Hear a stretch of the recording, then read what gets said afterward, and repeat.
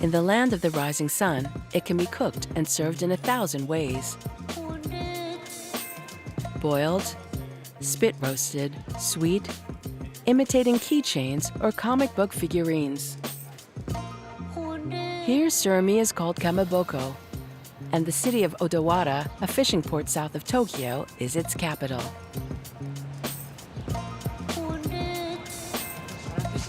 During the lunch break, Kamaboko is eaten everywhere in the streets.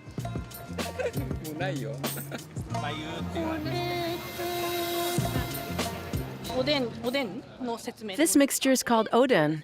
There are different balls of kamaboko boiled in fish broth. There is also age kamaboko, fried kamaboko with pieces of vegetable in it. It's delicious. I love this. Its slightly elastic texture with the pieces of octopus inside is unique. It's very special.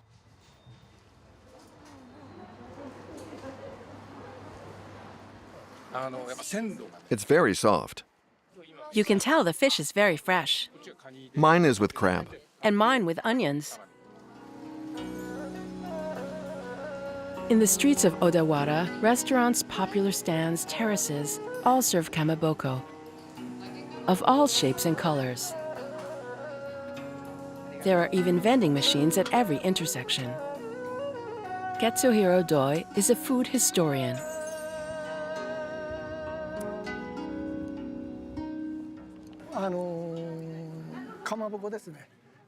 The strict definition of kamaboko is a paste made from fish meat. In France, you call it surimi, but you only have one appellation.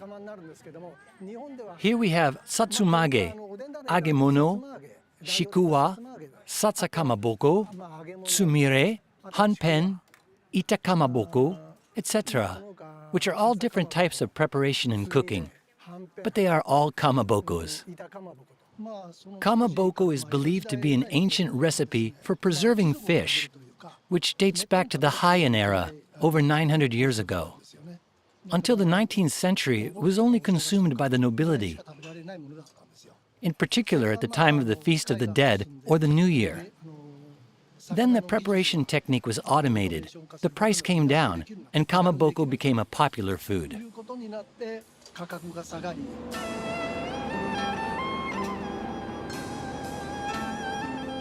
In Odawara, several companies manufacture kamaboko using traditional methods, such as the Yamaju workshop, which has supplied the emperor's table since 1870. Here the machines have evolved, but the techniques remain the same. When the fish caught the day before arrive in the factory, they are cut up and eviscerated. The bones, skin, head, viscera will be used to make fertilizer.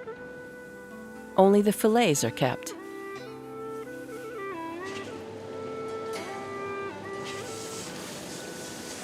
Then comes the washing step, one of the most technical, which uses a very special water drawn from more than 200 meters deep in the earth. It's high in calcium and magnesium. It will allow the proteins in the fish flesh to bind better.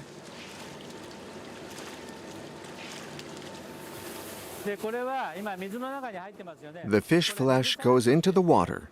This is the first step in blanching. This is the stirring, which separates the fat from the flesh. What is floating here is the fat, which rises to the surface.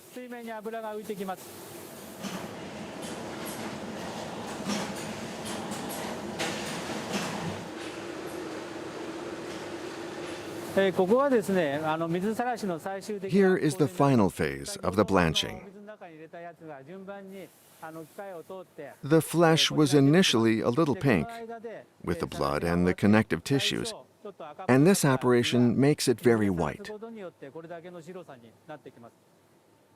At this stage, there is still a lot of water in it, so it must be removed to make the kamaboko. So, next, we do the spin phase.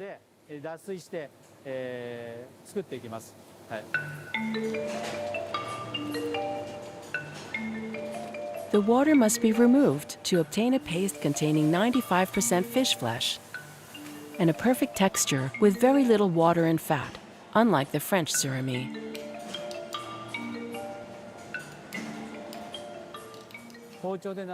As I spread the dough with the knife, I feel its firmness. With only the hand, it's less precise. With a knife, you can clearly feel the resistance of the flesh.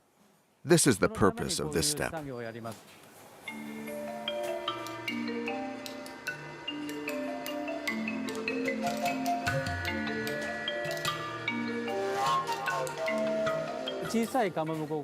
Before starting the production, we first prepare a small kamaboko that we steam.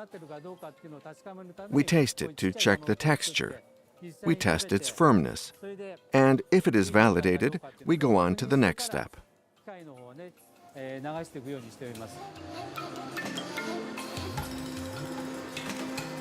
Once the Kamaboko test is validated, they can start production, coloring, and cooking.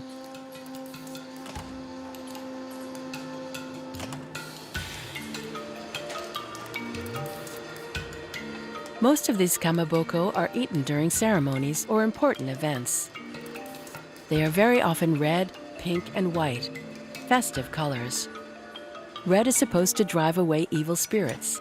Pink is romantic. White symbolizes purity.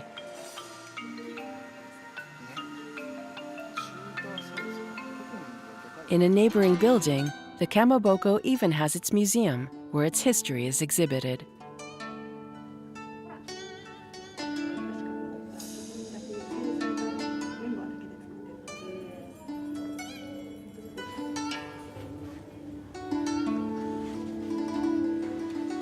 Kamaboko making classes are even organized for children.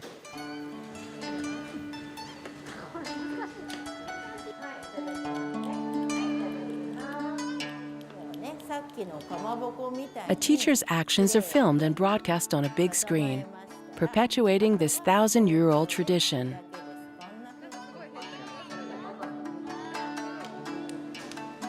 Each child leaves with their kamaboko, cooked and made according to ancient precepts. Further on in the museum's shops, tradition matches perfectly with the products that our modern world is capable of producing. Cars, Barbies, Darth Vaders, in fish flesh. Further on, the hajime, a luxury kamaboko, is made. It's what they do best in Japan. It is made by workers who purified themselves before working it. A sacred kamaboko, in a way, made entirely by hand. Sayuko Sakai cuts and shapes lucky charms from the Japanese tradition as if they were real jewels.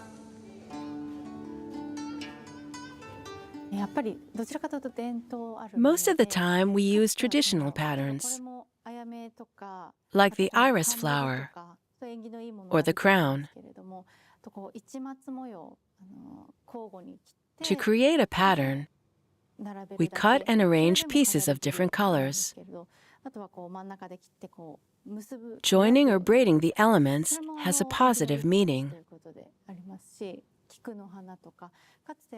With the kamaboko, we try to reproduce the classic lucky symbols of Japan. The patterns have evolved to adapt to our times.